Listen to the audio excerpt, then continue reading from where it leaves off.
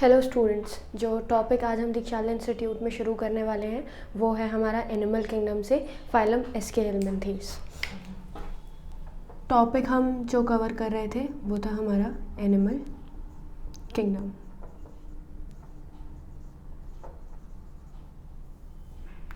Animal kingdom में हम काफ़ी सारे पार्ट्स जो हैं phylums, basis of classification of animal kingdom, इसके अलावा अगर मैं बात करूं तो हमारा पॉरीफेरा, सीलेंट्रेटा, प्लेटीहेलमिंथीज, स्टीनोफोरा, ये सब जो है ये हम ऑलरेडी डिस्कस कर चुके हैं।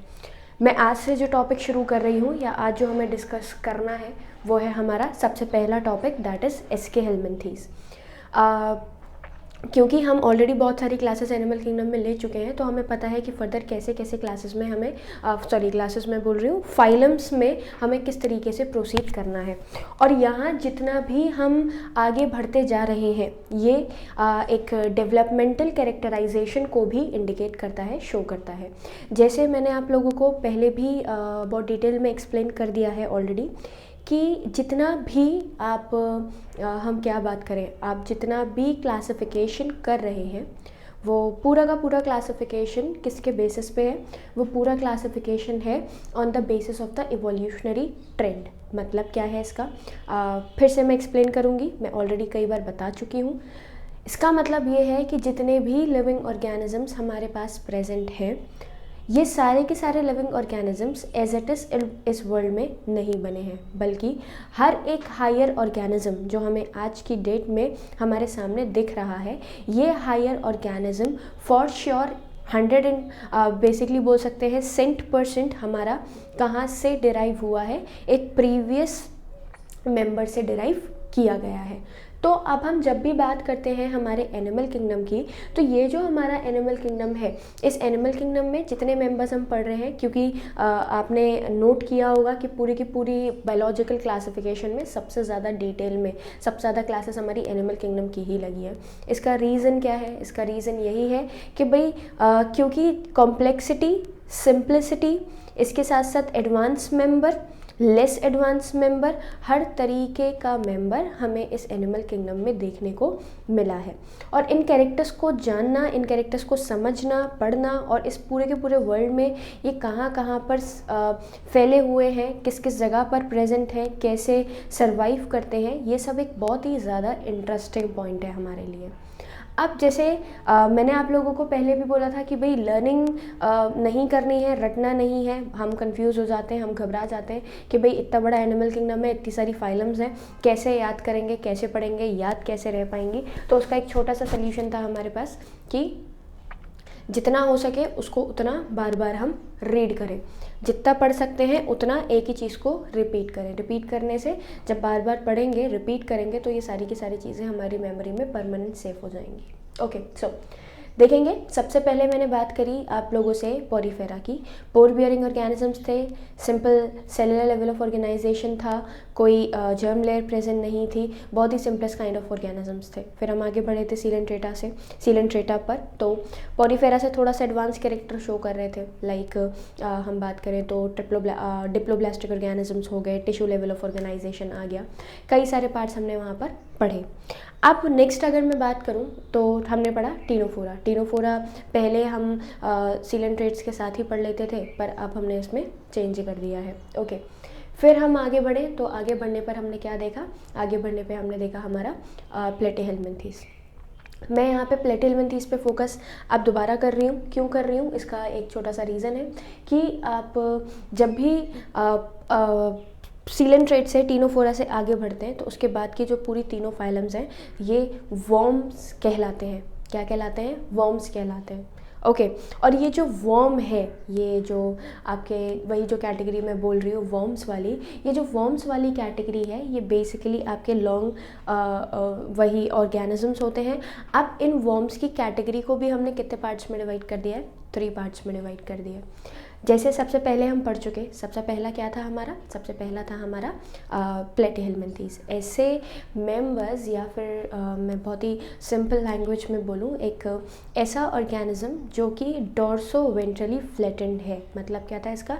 Dorsal side as well as ventral side is flat, चपटी, चपटे ऑर्गेनिजम्स। अगर आपके सामने ये अगर ये प्लेटिहेलमिन्थीस आ जाता है तो आपको ऐसा फील होगा कि आपके सामने कोई रिबन जैसा या टेप जैसा स्ट्रक्चर पड़ा हुआ है। ओके, क्यों? क्योंकि ये खासियत है इनकी बॉडी बिल्कुल चपटी होती है। ओके, सिमेट्री बायलेटरल थी, थोड़े से कैरेक्टर्स एडवांस हुए थे, जैसे एक्सक्रीशन के लिए इनके पास एक तरीके के सेल्स मिले जो कि फ्लेम सेल थे, जिसकी वजह से अब हम कह सकते हैं कि जो प्लेटिहेलमिन्थीस से organ level of organization show कर रहे थे। ट्रिप्लोब्लास्टिक थे, पर एक पॉइंट यहाँ पे नोट करने वाला था, वो क्या था कि है तो ट्रिप्लोब्लास्टिक लेकिन सीलोम यहाँ पे प्रेजेंट नहीं है, एसीलोमेट ऑर्गेनिजम्स थे। फिर हम आगे बढ़े तो आगे बढ़ने पर हमने क्या देखा? आगे बढ़ने पे हमने देखा कि ये जो प्लेटिहेलमिन्थीस हैं ये आपका organ level of organization show कर रहे हैं, एक्सक्रीशन के लिए फ्लेम सेल्स का इस्तेमाल कर रहे हैं। जो बॉडी थी वो आपका सिंपल बोल सकते हैं हर्माफ्रोडाइट या फिर मोनोशिस थी, जिसमें मेल और फीमेल दोनों एक साथ ही मिलते थे। फर्टिलाइजेशन जो है आपका इंटरनल बोल ले, डेवलपमेंट जो था आपका इनडायरेक्ट था। तो ये कुछ कॉमन कैरेक्टर्स थे। हम हमेशा एक ट्रेंड पढ़ रहे हैं। एक कैसा ट्रेंड पढ़ रहे हैं? सबसे पहले हम पढ़ते हैं कि कोई भी जिस भी फाइलम के बारे में हम डिस्कस कर रहे हैं वो फाइलम को हम और किस नाम से जानते हैं, पहली चीज़। दूसरा, अगर मैं बात करूं तो हम पूछ रहे हैं कि भाई ये जो मेंबर्स हैं वेयर आर दे फाउंड, कहाँ मिलते हैं। ओके, तीसरा हम बोल रहे हैं कि भाई जो जनरल कैरेक्टर है, बॉडी लेवल क्या है ऑर्गेनाइजेशन का, जर्मिनल लेयर है या नहीं, सीलोम है या फिर नहीं है। तो ये कैरेक्टर्स हमने देखे। ओके, फिर हम आगे बढ़े तो आगे बढ़ने पर हमने क्या पाया? आगे बढ़ने पर हमने पाया कि ये जो मेंबर्स हैं ये रिप्रोडक्शन किस तरीके से करते हैं और इनका जो न्यूट्रिशन है, या अब हम एक कैरेक्टर और आगे बढ़ा दिया, वो है हमारा एक्सक्रीशन। एक्सक्रीशन हमने पॉरीफेरा में नहीं पढ़ा, सीलेंट्रेट्स में नहीं पढ़ा। क्यों नहीं पढ़ा? क्योंकि भाई सिंपल ऑर्गेनिजम्स थे, सेलुलर एग्रीगेट था, टिश्यू था ज़्यादा से ज़्यादा, कोई ऑर्गन जैसा स्ट्रक्चर वहाँ पर प्रेजेंट नहीं था। जब कोई ऑर्गन जैसा स्ट्रक्चर वहाँ प्रेजेंट नहीं था तो सिंपल जितना भी आप रिमूवल करवा रहे हो वेस्ट प्रोडक्ट्स का, वेस्ट मटेरियल्स का, ये सारे के सारे वेस्ट प्रोडक्ट और वेस्ट मटेरियल जो है हमारे, ये क्या करते हैं? सिंपल बॉडी सरफेस के थ्रू, डिफ्यूजन के थ्रू बाहर निकल जाते हैं। प्लेटिहेलमिन्थीस की हमने एक खासियत पढ़ी थी। क्या खासियत पढ़ी थी? कि जितना भी न्यूट्रिशन कंज्यूम करते हैं बॉडी सरफेस से एब्जॉर्ब करते हैं with the help of simple diffusion. Simple diffusion का फिनोमेना था, सिंपल डिफ्यूजन का प्रोसेस था। इस प्रोसेस से वो क्योंकि पैरासिटिक फॉर्म है, मोस्टली ज़्यादातर पैरासाइट होते हैं, तो हमारी इंटेस्टाइन के अंदर ही इनका रेसिडेंस होता है, वहीं रहते हैं।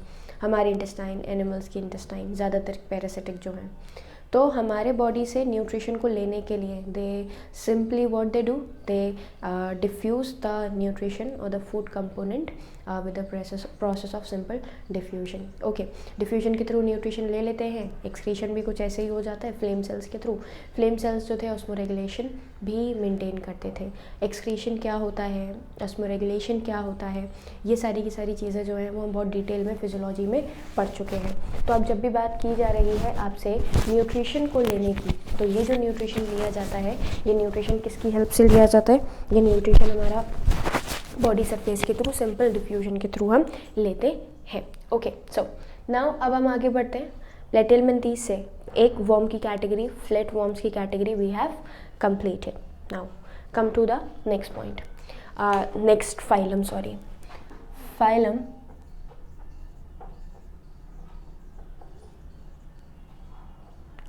एस्कीहेलमिन्थीस।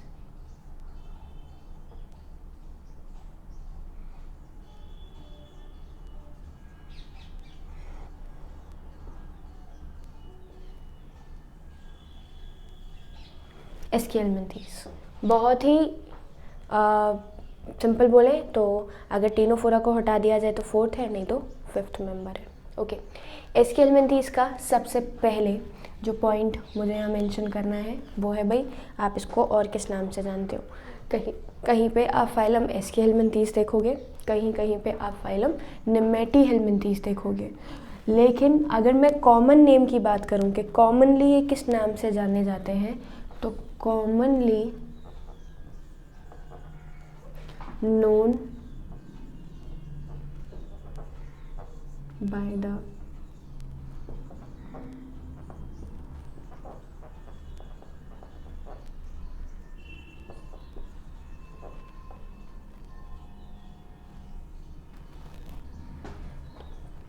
Round worms.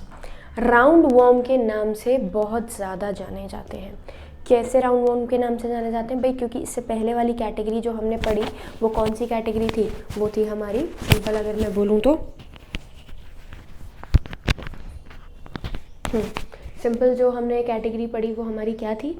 Flat worms. तो अब जब फ्लैट वॉर्म से हम आगे बढ़ेंगे भाई, तो फ्लैट वॉर्म से आगे बढ़ने पे अब कुछ ना कुछ चेंज यहाँ पर हमें दिखना चाहिए। वो जो चेंज हमें यहाँ पर दिख रहा है वो चेंज ये है कि अब ये फ्लैट नहीं है, अब ये चपटे नहीं हैं, अब ये डोर्सोवेंट्रली फ्लैटेड नहीं है, बल्कि कैसे मेंबर्स हैं? ये हैं हमारे सिंपल राउंड मेंबर्स। कैसे मेंबर्स हैं? राउंड। जैसे मेरी फिंगर कैसी दिख रही है आपको? एक गोल स्ट्रक्चर दिख रहा है, चपटा स्ट्रक्चर नहीं है, बल्कि कैसा स्ट्रक्चर है? राउंडेड स्ट्रक्चर है।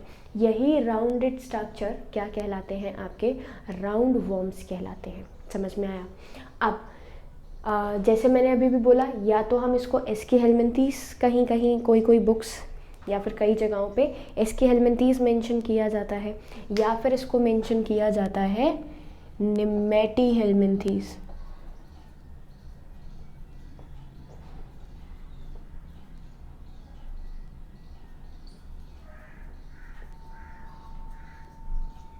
फाइलम का ही नाम है। कॉमनली क्या कहते हैं? Round worms. किस नाम से जाने जा रहे हैं? राउंड वॉर्म के नाम से। अगर भाई कोई बोल रहा है एस्केलमेंथीस, या फिर कोई बोल रहा है निमेटेलमेंथीस, या फिर बोल रहा है राउंड वॉर्म, तो हमें समझ जाना है कि ये एक ही कैटेगरी है। हमारी कौन सी फाइलम है? फोर्थ फाइलम है। अब आगे बढ़ते हैं। दूसरा पॉइंट जो हम देखते हैं भाई, मिलते किधर हैं? आपने कहाँ देखे हैं ये ऑर्गेनिजम्स, किस जगह पे ये यूजुअली हमें देखने को मिल जाते हैं? तो उसका जवाब क्या है? उसका जवाब है कि ये जो मेंबर्स हैं फाइलम एस्की हेलमिंथीस के, ये टेरेस्ट्रियल भी होते हैं,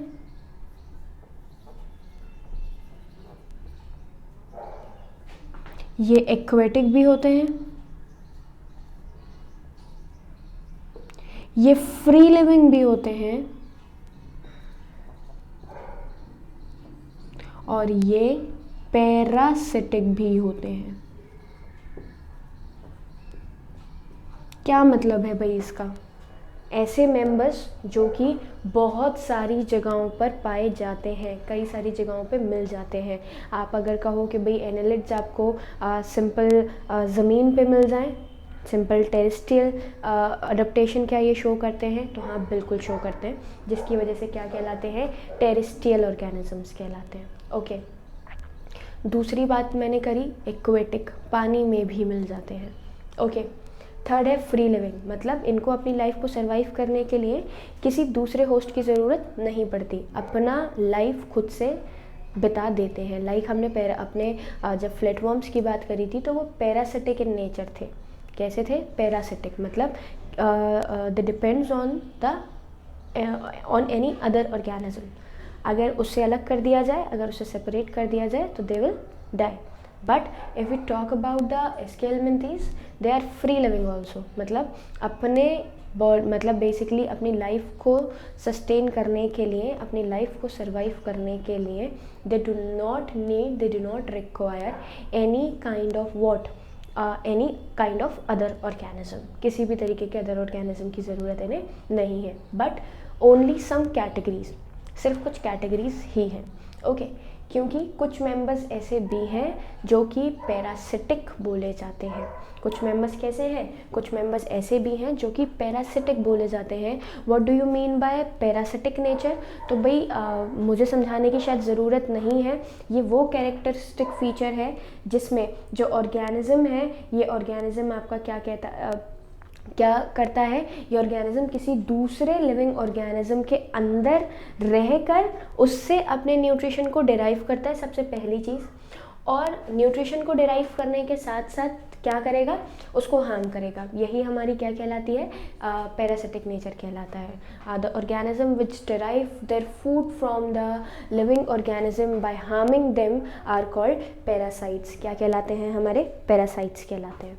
तो अगर मैं निमेटेलमिंथीस को पैरासिटिक बोलूँ तो उसमें कोई डाउट नहीं है। मतलब ये मेंबर ऐसा है जो कि बहुत जगह पाया जाने वाला है और हर तरीके के मतलब कैरेक्टर को या फिर हैबिटेट को शो करता है। कैसे? Terrestrial, aquatic, free living, parasitic. Okay, parasitic की बात करें तो भाई एनसाइक्लोस्टोमा, जिसको हम हुक वॉर्म कहते हैं, तो ये कई सारे एनिमल्स की के अंदर जो है वो अपने न्यूट्रिशन को लेने के लिए पैरासिटिक फॉर्म को शो करता है। ओके, नेक्स्ट थर्ड बात करी हमने किसकी? थर्ड बात करी हमने इसके कॉमन कैरेक्टर्स की। अब कॉमन कैरेक्टर्स क्या हैं भाई, तो समझेंगे। जैसे मैंने बात करी, सबसे पहले आप एस्केलमेंथीज के कौन से कैरेक्टर्स देख रहे हैं भाई? पहले कॉमनली मैंने बोला राउंड वॉर्म्स हैं, कहाँ मिलते हैं, तो हैबिटेट हमने बता दिया। थर्ड, अब हम कॉमन चीज़ों पर आ जाते हैं। कौन कौन सी कॉमन चीज़ें हैं भाई? सबसे पहले इनका बॉडी ऑर्गेनाइजेशन कैसा है, तो हम कह सकते हैं ऑर्गन। भाई एक चीज़ समझेंगे, क्योंकि मैं हमेशा से आपको स्टार्टिंग से ही समझाती आ रही हूँ कि अगर एक कैरेक्टर एक पर्टिकुलर फाइलम में बढ़ चुका है तो इसका मतलब ये है कि it is not going to the least advance character, the less advance character will not going to repeat in the further phylums. ठीक है, फर्दर फाइलम्स में क्या नहीं होना है, उस कैरेक्टर को रिपीट नहीं होना है। तो अब भाई सेलुलर लेवल ऑफ ऑर्गेनाइजेशन हम नहीं पढ़ने वाले हैं, टिश्यू लेवल ऑफ ऑर्गेनाइजेशन हम नहीं पढ़ने वाले हैं। प्लेटिहेल्मिन्थीज में हमने ऑर्गन लेवल ऑफ ऑर्गेनाइजेशन किया था। एस्केलमेंथीज प्लेटिहेल्मिन्थीज से एडवांस मेंबर है, तो यहाँ पे आपका जो लेवल ऑफ ऑर्गेनाइजेशन बोले तो ये कहलाता है हमारा organ system level of organisation.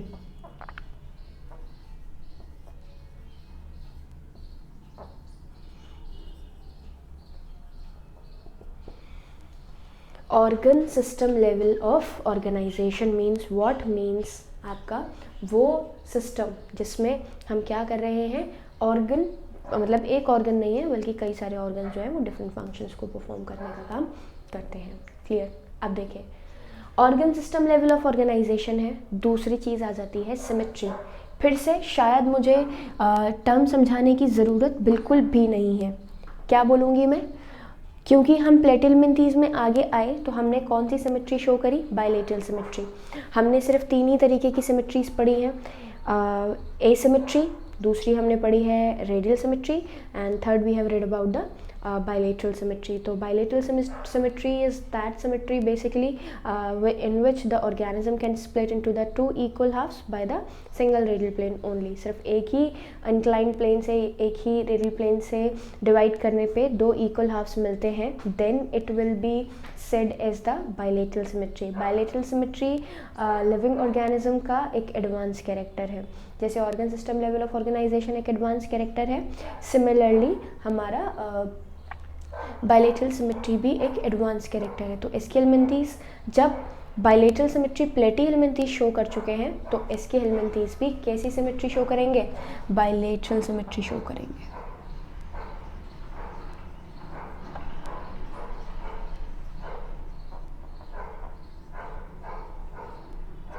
Bilateral symmetry सबसे पहला लेवल ऑफ ऑर्गेनाइजेशन, दूसरा बायलेटरल सिमेट्री।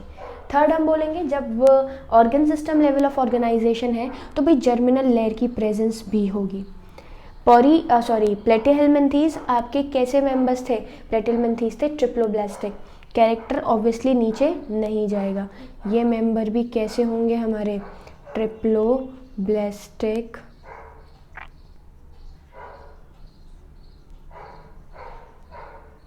ऑर्गेनिजम्स। कैसे मेंबर्स हैं? ट्रिप्लोब्लास्टिक ऑर्गेनिजम्स है। ट्रिप्लोब्लास्टिक मतलब the organism which are having the 3 germinal layers, जिनके पास प्रेजेंस होती है कितने जर्मिनल लेयर्स की? 3 जर्मिनल लेयर्स की। कौन कौन सी? Outer most ectoderm, inner most endoderm, and the layer present between 2 of these, that is mesoderm. Okay, एक बार रिकॉल करा देती हूँ एक छोटी सी चीज़ और पहले की। जो ऑर्गेनिजम्स डिप्लोब्लास्टिक थे उन ऑर्गेनिजम्स के बीच में मेसोडर्म नहीं मिलती थी, लेकिन मेसोडर्म के ही अगर हम बात करें, मेसोडर्म के ही बीच में एक अनडिफ्रेंशिएटेड मास ऑफ सेल मिलता था। वो अनडिफ्रेंशिएटेड मास ऑफ सेल भी एक इम्पॉर्टेंट क्वेश्चन जो है वो कॉन्स्टिट्यूट करता था, और उस अनडिफ्रेंशिएटेड मास ऑफ सेल का नाम क्या था? मेसोगिलिया। तो if mesoderm is present then the member will be the triploblastic, and if mesoderm is not present then the mesoglea will present and the member will be diploblastic. कैसा होगा? Diploblastic. मतलब ectoderm and endoderm are not directly connected with the each other but both are joined with the help of mesoglea. अब undifferentiated mass of cell है, बहुत ज़्यादा differentiated नहीं हुआ है, मतलब हम कह सकते हैं कि टुवर्ड्स द मीजोडर्म शुरुआत हो गई है पर बना प्रॉपर तरीके से नहीं है। अब हमने जब बेसिस ऑफ क्लासिफिकेशन पढ़े थे तो बेसिस ऑफ क्लासिफिकेशन में मैंने आप लोगों को क्या बताया था? मैंने आप लोगों को एक कैरेक्टर जब हम सीलोम के बारे में पढ़ रहे थे तब बोला था कि लाइक ट्रिप्लोब्लास्टिक ऑर्गेनिज्म प्लेटेलमेंथीज है और ए सीलोमेट सिर्फ एक मेंबर था पूरी फाइलम में, वो क्या था हमारा? प्लेटेलमेंथीज। डिप्लो और पॉरी में, डिप्लो मतलब सीलेंट्रेट्स और पॉरीफेरा मतलब सेलुलर एग्रीगेट था, तो उसमें तो सीलोम का प्रेजेंस ऑब्वियसली ऑफ कोर्स होगा ही नहीं। क्यों नहीं होगा? क्योंकि भाई जब तक जर्मिनल लेयर नहीं होगी, मीजोडर्म नहीं होगी, जब तक सीलोम नहीं होगा। क्लियर? तो यहाँ पे हमने एक सिंगल मेंबर पढ़ा जो कि ए सीलोमेट बोला जाता है, वो प्लेटेलमेंथीज था। प्लेटेलमेंथीज से जब हम आगे बढ़े थे तो आगे हमारे पास क्या था? आगे था हमारे पास सिंपल अगर हम बात करें तो एस्केलमेंथीज, या फिर दूसरा अगर बेसिस ऑफ क्लासिफिकेशन की बात करें तो सूडोसीलोमेट्स। कैसे मेंबर थे? Pseudocoelomate member. और सूडोसीलोमेट मेंबर्स कैसे मेंबर्स थे? In which the coelom is present but not highly develop.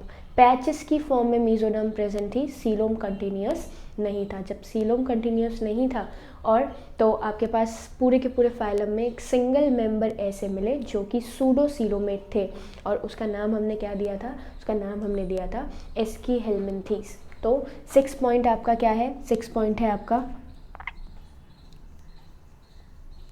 Pseudo, क्योंकि एक सिंगल टर्म है, मैं एक बार और एक्सप्लेन कर देती हूँ, हालांकि we have discussed it already. क्या है? लाइक जर्मिनल लेयर्स की बात करी तो जर्मिनल लेयर में फर्स्ट,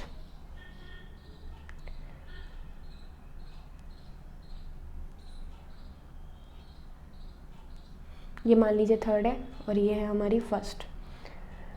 ओके, अब यहाँ पर सर्कुलर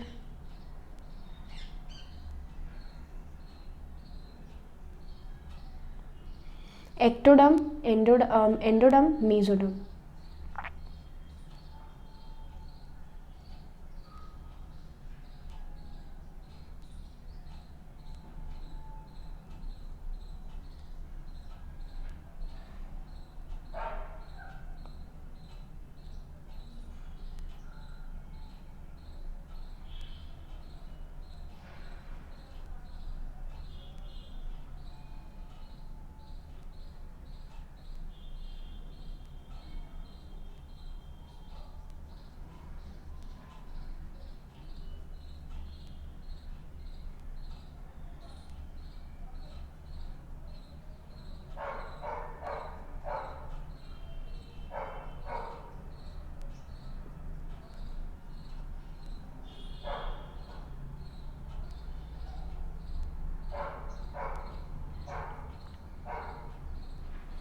एक्टोडर्म, एंडोडर्म प्रॉपर है। यहाँ जो बीच में मीजोडर्म आपको दिख रही है, ये मीजोडर्म है ही नहीं, ये दो पैचेस आपको दिख रहे हैं छोटे छोटे, ये हैं हमारी क्या? Mesoderm patches. और ये क्या है हमारे? ये है हमारा सीलोम। सीलोम में कैविटी या फिर सीलोम कह सकते हैं। तो सीलोम आपको दिख रहा होगा यहाँ पे कंटिन्यूस नहीं है, और जब सीलोम कंटिन्यूस नहीं है तो इसका मतलब क्या हुआ? इसका मतलब ये हुआ कि ये जो मेंबर्स हैं एस्कीहेलमिन्थीज के, ये कैसे हो गए? हमारे सूडोसीलोमेट कंडीशन हो गई। ओके, आपको याद आ गया होगा कि जो सूडोसीलोम टर्म हमने पढ़ा था उसका मतलब क्या था। क्लियर? देखें, सबसे पहले organ system level of organization, symmetry जो है वो बायलेटरल है, ऑर्गेनिजम्स जो है वो ट्रिप्लोब्लास्टिक है और सीडोसीलोम है। ओके, अब आ जाते हैं हम बॉडी प्लान पे। आपको मैंने भाई क्योंकि बॉडी प्लान हमारा सीलेंट्रेट से शुरू हुआ है जो कि ब्लाइंड सेक था, फिर हमने बात किया था आपका प्लेटेलमेंथीज का, तो उसमें भी सिंगल ओपनिंग थी, ब्लाइंड सेक ही कह सकते हैं। 7th एस्केलमेंथीज, अच्छा बड़ा मेंबर है। तो बॉडी प्लान की जब आप बात करेंगे तो ये क्या है आपका? ट्यूब विद इन ट्यूब, और उसके साथ साथ भी ट्यूब विद इन ट्यूब भी है, लेकिन इसके साथ साथ हम आगे बात करें तो ये जो मेंबर्स हैं ये साइजो पार्ट, जैसे हम सिंपल बोलते हैं कि बॉडी प्लान में भी 2 पार्ट थे। एक तो था कि भाई body tube within tube का मतलब हो गया mouth as well as anus present for the, पहले मैं ये मेंशन कर देती हूँ, क्या लिखा हमने, mouth as well as anus present for the intake of the food and for the removal of the food. Okay. अब इसमें भी ये जो मेंबर्स है tube within tube body plan है, लेकिन कैसा tube within tube body plan, protostomes, protostomes, कैसा body plan, protostomes. What do you mean by protostomes? Protostomes का मतलब होता है वो मेंबर जिसमें माउथ और एनस प्रेजेंट तो हैं, वो तो हमारी कंडीशन हो गई ट्यूब विद इन ट्यूब, लेकिन माउथ और एनस में पहले बना हुआ पार्ट क्या है, तो पहले बना हुआ पार्ट अगर माउथ है तो वो प्रोटोस्टोमस कहलाता है। और हमारे हायर ऑर्गेनिज्म का कैरेक्टरिस्टिक फीचर होता है एनस का बनना पहले as compare to the mouth, मतलब माउथ बनेगा लेटर, एनस बनेगा फर्दर, ओके पहले। तो ये प्रोटोस्टोमस है, ट्यूब विद इन ट्यूब है, लेकिन कैसा मेंबर है, प्रोटोस्टोमस है। क्लियर? तो बॉडी प्लान हमें समझ में आया, मेंबर्स जो हैं फूड को कंज्यूम करते हैं एक जगह से और एक्सक्री मतलब रिमूव भी करते हैं दूसरी जगह से। ओके, सेवन्थ के बाद हमारा 8th, बहुत ही कॉमन सिंपल बोले तो क्या है भाई कि बॉडी प्लान हो गया, सिंपल सारे कैरेक्टर्स हो गए। अब लास्ट बात मतलब जो नेक्स्ट बात आती है वो आती है कि एक्सक्रीशन कैसे करते हैं। ओके, अब एक्सक्रीशन में प्रोडक्ट क्या निकलेगा, it depends on the external environment. ये हम जानते हैं, कैसे जानते हैं कि भाई अगर कोई मेंबर पानी में रहने वाला है, एक्वेटिक है, तो भाई वो एनर्जी कंज्यूम करेगा और सिंपल सीधे अमोनिया को बॉडी से बाहर निकालेगा। ओके, अगर मेंबर के पास पानी की कमी है, अगर बहुत ज़्यादा कमी है तो वो यूरियोटेलिक हो जाता है, यूरिकोटेलिक, और अगर पानी है लेकिन बहुत ज़्यादा क्वांटिटी में भी नहीं है, सफिशेंट है, तो वो हमारा क्या कहलाता है, यूरियोटेलिक कहलाता है। तो आप जब भी बात करते हैं हमारे एसके हेलमिंथीज़ के मेंबर की, तो एसके हेलमिंथीज़ जो हैं पहली चीज़ तो वो according to the environment present excretion को देख लेते हैं, ठीक है। दूसरी अगर मैं बात करूँ एक्सक्रीशन होता किसके थ्रू है, तो एक्सक्रीटरी सेल्स यहाँ पे, इसको एनसीईआरटी में मेंशन वैसे किया नहीं जाता है, बताते नहीं हैं, पर आप एनेलिडा अभी नेक्स्ट क्लास पढ़ने वाले हैं, तो एनेलिडा में आप क्या देखेंगे, एनेलिडा में आप ये देखेंगे कि ये जो मेंबर्स हैं एनेलिडा के, ये मेंबर के अंदर जो एक्सक्रीशन होता है वो नेफ्रीडिया के थ्रू होता है। नेफ्रीडिया एक एक्सक्रीटरी ऑर्गन या एक्सक्रीटरी सेल मान लीजिए, एक्सक्रीटरी सेल या एक्सक्रीटरी ऑर्गन नेफ्रीडिया से पहले बना हुआ सेल आपका क्या बनाता है, प्रोटो नेफ्रीडिया। ओके, अब एक चीज़ और समझेंगे हमने, इससे मैं थोड़ा सा कनेक्ट कर रही हूँ पीछे ताकि लर्न हो जाए। प्लेटेहेलमिंथीज़ में एक्सक्रीशन के लिए कोई पर्टिकुलर सेल प्रेजेंट थे, तो जवाब है यस प्रेजेंट थे। कौन से सेल्स प्रेजेंट थे, फ्लेम सेल्स प्रेजेंट थे। तो यहाँ पे हमें क्या नहीं करना, कंफ्यूज नहीं होना। यह हो गया जनरल बात, सिंपल डिफ्यूजन के थ्रू हम रेस्पिरेशन वगैरह करा लेते हैं, एक्सक्रीशन हमने पढ़ लिया, बॉडी प्लान हमने पढ़ लिया, न्यूट्रिशन जो लेंगे वो सिंपल आपके माउथ और एनस के थ्रू लेना और देना हो जाता है। 9th again the most important part is what is reproduction कैसे होता है। तो सबसे पहले मैं आपको मेंशन करूँगी सेक्सेस आर सेपरेट। सेक्सेस कैसे हैं, सेपरेट है, डायशियस मेंबर है। डायशियस का मतलब होता है, जैसे हम हर्माफ्रोडाइट पढ़ रहे थे, male and female found on the same body, ऐसे ही सेक्सेस आर सेपरेट, जिसका मतलब हुआ dioecious. Dioecious meaning that the male and female are found on the 2 different bodies। अब तक हमने पहला ऐसा मेंबर पढ़ा, ये एडवांसमेंट है, हमने एक पहला ऐसा मेंबर पढ़ा विच इज शोइंग कि मेल और फीमेल मेंबर्स जो हैं वो अलग अलग हैं। क्लियर? इसके बाद हमने क्या बोला, सेक्सेस सेपरेट है। एस्कीहेलमिन्थीज का कैरेक्टरिस्टिक फीचर समझेंगे 10th। क्या बहुत ज़्यादा इस पे क्वेश्चन पूछा जाता है, that sexual dimorphism is found in which of the following organism. ठीक है, लोअर ऑर्गेनिज्म के कुछ नाम दे देगा वो, प्लेटिहेलमिन्थीज, एस्कीहेलमिन्थीज, आपके सिंपल बात करें तो एनालिडा, आर्थ्रोपोडा, इन सब के नाम दे देगा और फिर पूछेगा भाई सेक्चुअल डायमॉर्फिज्म कहाँ देखने को मिली, तो एस्कीहेलमिन्थीज में। तो मैं ये लिख सकती हूँ यहाँ पर, shows sexual dimorphism. Now what do you mean by sexual dimorphism? So now समझेंगे। सेक्चुअल का मतलब वही related to the sex. Okay, dimorphism का मतलब है, डाई मतलब दो, मॉर्फिज्म मतलब मोर्फोलॉजी। दो जगह का मोर्फोलॉजी एक्सटर्नली देख के मैं पता कर सकूं that the whether the particular organism which is present in front of me is either the male और द फीमेल, या तो मेल है या तो फीमेल है, हमें ये पता चल जाता है। कैसे पता चल जाता है? एक्सटर्नल फीचर्स को देख के। लाइक अगर if I am standing in front of you, तो आप मुझे एक्सटर्नली देख के मुझे पता कर सकते हैं कि if I am a male और अ फीमेल। ओके, सिमिलरली जैसे प्लेटिहेलमिन्थीज हैं तो वो तो भाई आपके हर्माफ्रोडाइट मेंबर्स थे।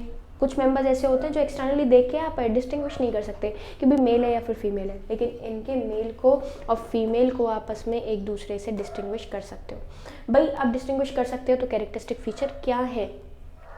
How you make a separation और a differentiation between the male member and the female member of the aschelminthes? तो उसका जवाब हम क्या देते हैं? उसका जवाब हम देते हैं कि ये जो मेंबर्स हैं ये मेल, सेक्चुअल डायमॉर्फिज्म क्या है यहाँ पे? Males are shorter than females. जो मेल हैं वो फीमेल से छोटे होते हैं। और एक चीज़ और समझेंगे, बहुत ध्यान देने वाली बात, जैसे हम हायर ऑर्गेनिजम्स की बात करते हैं, हायर ऑर्गेनिजम्स में जो हमारा मेल मेंबर होता है it is he is stronger than the female. Male member female member से, हायर ऑर्गेनिजम्स की बात कर रही हूँ मैं, मेल मेंबर फीमेल मेंबर से स्ट्रॉन्ग होता है। अगर मैं बात करूँ एक मेरी या फिर एक मेल मेंबर की, तो ये जो मेल मेंबर है ये क्या होता है हमारा? स्ट्रॉन्ग होगा हमेशा, फीमेल वीक होती है। हम बॉडी स्टैमिना की और बॉडी का जो फिजिक है उन सब चीज़ों में बात कर रहे हैं। ओके, लेकिन लोअर ऑर्गेनिजम्स की खासियत होती है कि females are stronger than the males. Male होते हैं आपके weak as compare to the female. Okay, तो यहाँ पे जैसे अगर मैं बात करूँ आपके एस्कीहेलमिन्थीज की, तो ये एक राउंड वॉर्म है। ओके, ये है हमारा मेल और ये है हमारी फीमेल, जो कि बहुत ही क्लियरली हमें दिख जाता है कि हाँ भाई फीमेल का जो मेंबर साइज़ है, लेंथ है, it is very large as compare to the male member. Okay, तो 10th पॉइंट हमने क्या देखा? Shows what? Shows your sexual dimorphism. Sexual dimorphism को क्या करते हैं? शो करते हैं। इसके बाद अगर मैं बात करूं, जो फर्टिलाइजेशन है वो इंटरनल होगा। फर्टिलाइजेशन, अब मेल और फीमेल अलग अलग हैं तो कॉपुलेशन का प्रोसेस जो है वो परफॉर्म किया जाता है यहाँ पे, और कॉपुलेशन का प्रोसेस परफॉर्म होगा तो फर्टिलाइजेशन कैसा होगा? Fertilization is internal. Female body के अंदर ही फर्टिलाइजेशन होता है। एंड फर्टिलाइजेशन के बाद हम जो एक नेक्स्ट टॉपिक पढ़ते हैं वो हमारा क्या है? वो है हमारा development. Development is direct. Direct का क्या मतलब है? That the young one will be similar to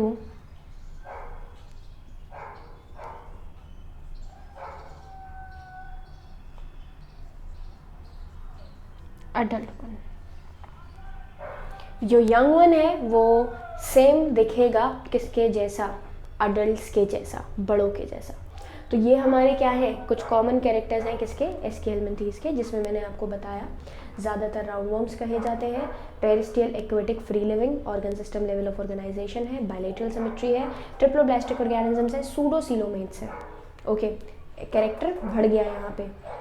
body plan कैसा है हमारा, tube within tube, character बढ़ गया। Excretory cell protonephridia, excretion according to the external environment, किस चीज़ का करवाया जा रहा है।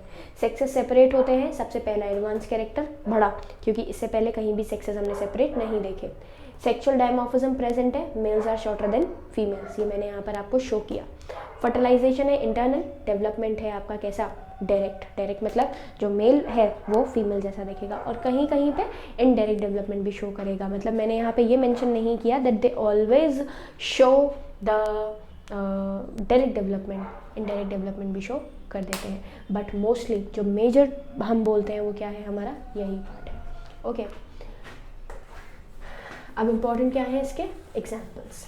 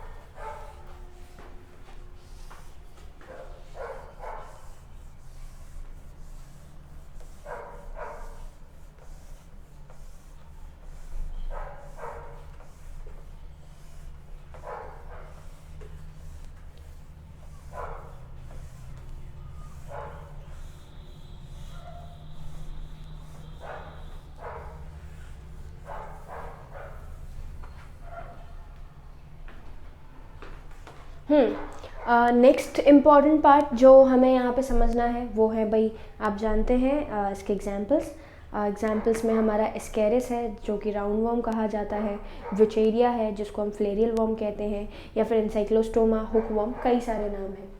एस्केरिस, राउंड वर्म,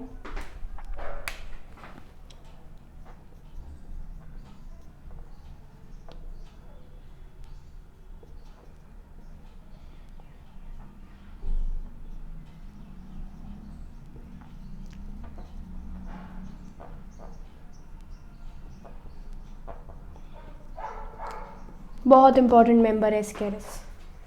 स्केरिस के बाद आपका वुचेरिया, नेक आपका एनसाइक्लोस्टोमा।